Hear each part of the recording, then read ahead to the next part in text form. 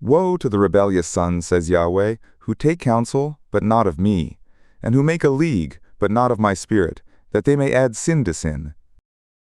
Who set out to go down into Egypt, and have not asked at my mouth, to strengthen themselves in the strength of Pharaoh, and to take refuge in the shadow of Egypt. Therefore will the strength of Pharaoh be your shame, and the refuge in the shadow of Egypt your confusion. For their princes are at Zoan, and their ambassadors have come to Hanes.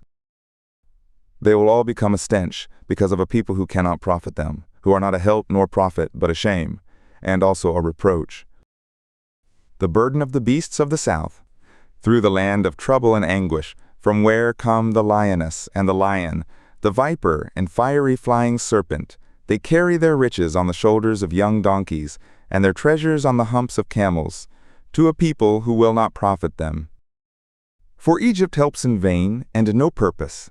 Therefore I have called her Rahab that sits still. Now go, write it before them on a tablet, and inscribe it in a book, that it may be for the time to come forever and ever. For it is a rebellious people, lying sons, sons who will not hear the law of Yahweh, who say to the seers, don't see, and to the prophets, don't prophesy to us right things, speak to us smooth things, prophesy deceits. Get out of the way, turn aside out of the path, cause the Holy One of Israel to cease from before us. Therefore thus says the Holy One of Israel, because you despise this word, and trust in oppression and perverseness, and rely on them. Therefore this iniquity will be to you as a breach ready to fall, swelling out in a high wall, whose breaking comes suddenly in an instant. And he will break it as a potter's vessel is broken, breaking it in pieces without sparing, so that there will not be found among its pieces a sherd with which to take fire from the hearth, or to dip up water out of the cistern.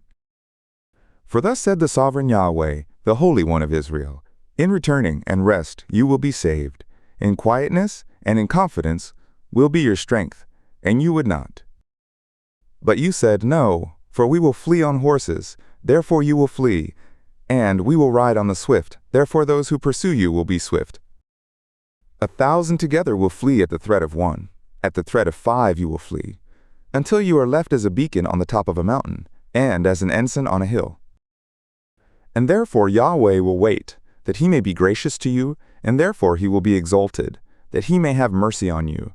For Yahweh is a God of justice. Blessed are all those who wait for him. For the people will dwell in Zion at Jerusalem. You will weep no more. He will surely be gracious to you at the voice of your cry. When he will hear, he will answer you.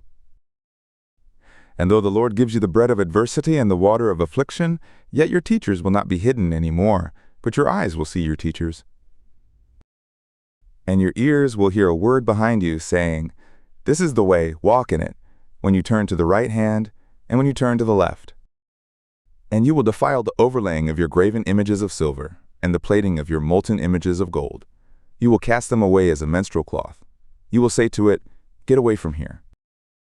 And he will give the rain for your seed with which you will sow the ground, and bread of the increase of the ground, and it will be fat and plenteous. In that day your cattle will be shepherded in large pastures. The oxen likewise, and the young donkeys, that till the ground will eat savory fodder, which has been winnowed with the shovel and with the fork. And there will be on every lofty mountain, and on every high hill, brooks and streams of waters, in the day of the great slaughter, when the towers fall.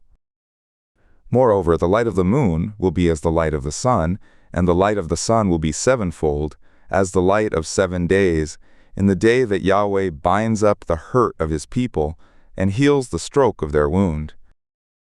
Look, the name of Yahweh comes from far, burning with his anger, and in thick rising smoke. His lips are full of indignation, and his tongue is as a devouring fire. And his breath is as an overflowing stream, that reaches even to the neck, to sift the nations with the sieve of destruction. And a bridle that causes to err will be in the jaws of the peoples. You will have a song as in the night when a holy feast is kept, and gladness of heart, as when one goes with a pipe to come to the mountain of Yahweh, to the rock of Israel. And Yahweh will cause the grandeur of his voice to be heard, and will show the coming down of his arm, with the indignation of his anger, and the flame of a devouring fire, with a blast, and tempest, and hailstones.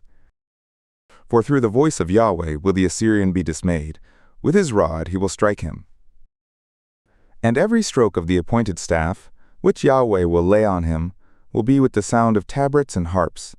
And in battles with the brandishing of his arm he will fight with them. For a Topheth is prepared of old, yes, for the king it is made ready. He has made it deep and large. Its pile is fire and much wood. The breath of Yahweh, like a stream of brimstone, kindles it.